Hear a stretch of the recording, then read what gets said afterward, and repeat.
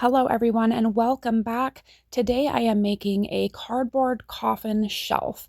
Now there are several online tutorials for these, but today I'm going to show you guys how I made these ones without using a ruler or having to do any kind of math because who needs that? Now there are several different coffin styles and shelf arrangements to choose from with these, but when we're talking about the basic shape of a coffin, there are a few things to note. Number one is the length. Each piece is longer than it is wide, so you will definitely want to start with a rectangular shape. I am using a piece of 8 by 11 sketchbook paper, and this is just going to provide me with some nice straight, even edges. You can use whatever you want as long as you have the ability to fold it.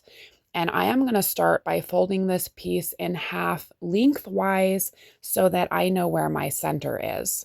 Number two is the width. Now, there are three areas to consider for width with these, but regardless of the style, you will notice on all of these that the top is generally wider than the bottom, and the center area is wider than both the top and the bottom. Now, I decided I wanted my top to be about twice as wide as my bottom, so I am going to fold half of this into the center, and then I'm going to fold that into the center a second time. So that leaves me with 4 sections on this half, and now I'm going to take my pencil and I am going to mark the outside edge of the first section on the bottom. That is half of my lower width. And then I'm going to mark the outside edge of the second section on the top for my upper width. So now my top is twice as wide as the bottom, and I have 2 sections left over on the end for that center width. Number 3 is the placement of that middle section lengthwise. Now, again, this can vary depending on what coffin style you choose, but you want to take more than a quarter, but less than half of the total length. So I decided to go with about a third roughly. So I am going to tri-fold this piece of paper, and a tri-fold can be a little bit more difficult because you don't have a line to work with. So you want to make sure that you're lining up those edges nice and evenly so that your fold is parallel to the top and bottom edge. And then I'm going to go ahead and mark the top fold here, and I am going to make some nice straight lines from here to here and from here to here using another piece of paper as a guide. And then you can go ahead and trim away those corners. And number 4 is congruency. You want to make sure that these angles are exactly the same on both sides. So we are just going to fold this piece in half, and then I am going to trace both of those lines on either side and cut them out as well.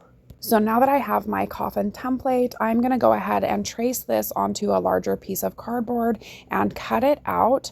Now, when you're cutting this, you do want to use some kind of razor or box knife rather than a pair of scissors so that your cardboard stays nice and stiff. So the next thing to do is mark the depth of our shelves. So I have got this corner that we cut away, and I am just gonna make a mark on it here about the depth that I want my shelves to be. And once you've made that mark, you can go ahead and set this up against your template to see about where that is going to set. So once you're happy with your shelf depth, we can begin making some cardboard stripping. So you want to start with a piece of cardboard that already has a nice straight edge on it here. And then I'm going to take that corner that we cut away again, and I am just going to mark my lines. So you want to line up both of those straight edges together and then mark that spot on the top. And then we're going to mark the same spot down here on the bottom.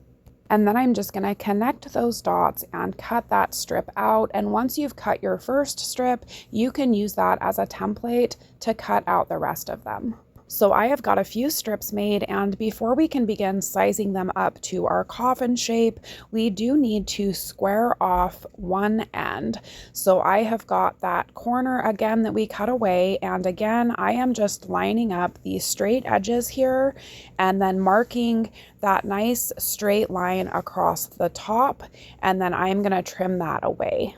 And once you have one end squared, you can begin sizing these up to your piece. So I am just gonna fit these two bottom corners together nice and even, and then I am gonna take my pencil and mark the corner here on the top, and then I am gonna be using the same piece of paper and the same method to square that off on that mark I made. Here is that first piece, and it fits nicely right here on the side, and I am just gonna repeat that same process with the rest of the pieces, and you only need to do the short side and the top and bottom.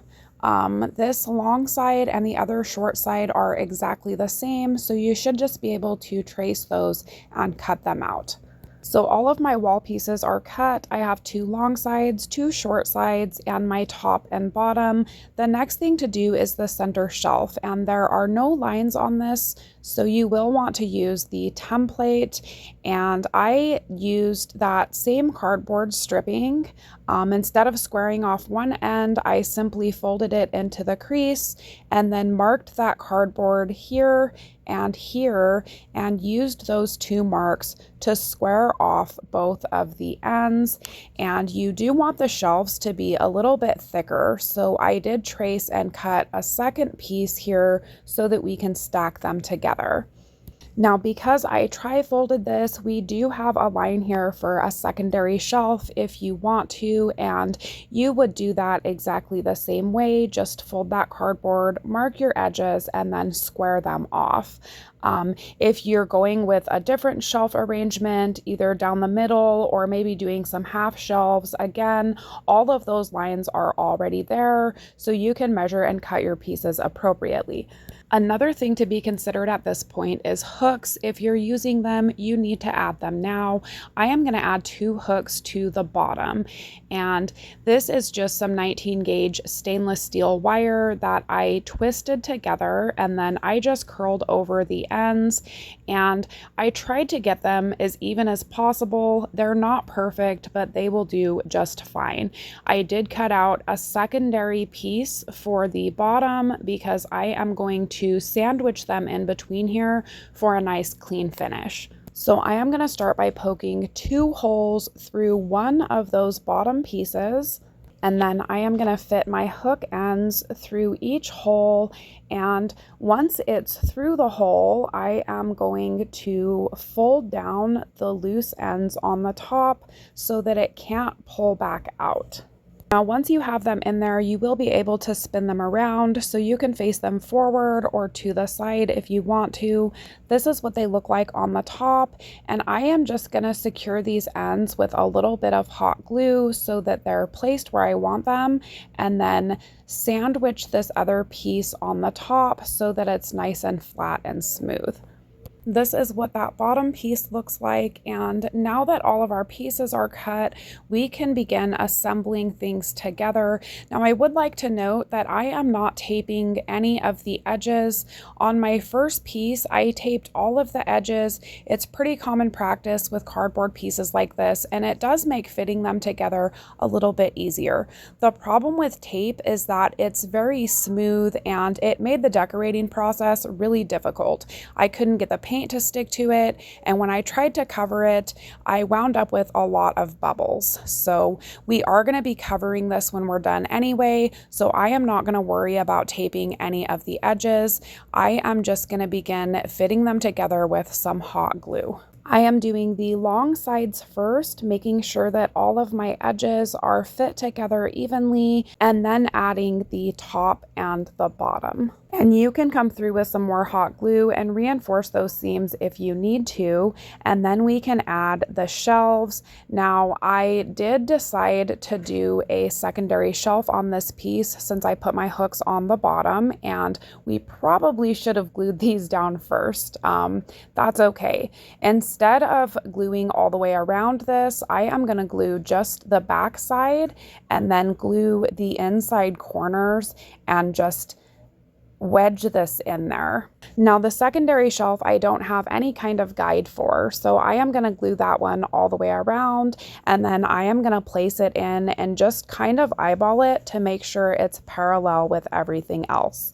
Here are my two shelves, and now I just need to cover up these ugly edges and glue spots. So this is just some Elmer's glue that I've diluted with water, and I've got some strips of newsprint here, and I am just going to be soaking my newspaper, pulling off the excess, and then laying it over my piece. And I am going to start by covering all of the raw edges and seams first, and then filling in the extra areas.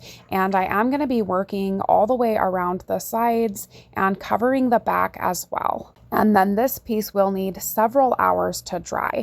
Here it is. Now the moisture did cause a small bow in the lower corner, and I do have a few wrinkles, but for the most part it looks pretty smooth and clean. Here is the bottom around those hooks, and everything feels very stiff and sturdy. Now all that's left to do is paint and decorate, and I feel like it needs to be pink. This color is called Bright Magenta, and I did have to use a few coats of it to get good coverage on this piece. So if you're using a lighter color, I would definitely recommend starting with some type of primer or white base coat.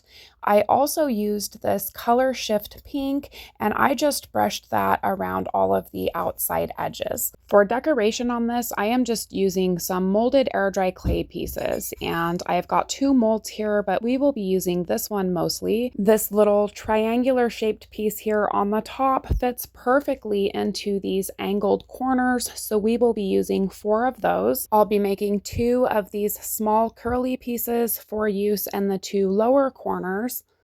And I will be using 2 of these long curly pieces on the bottom for the 2 upper corners. And from the other mold, I am just using these 2 keys, and I am going to place them in the center of each of those shelves.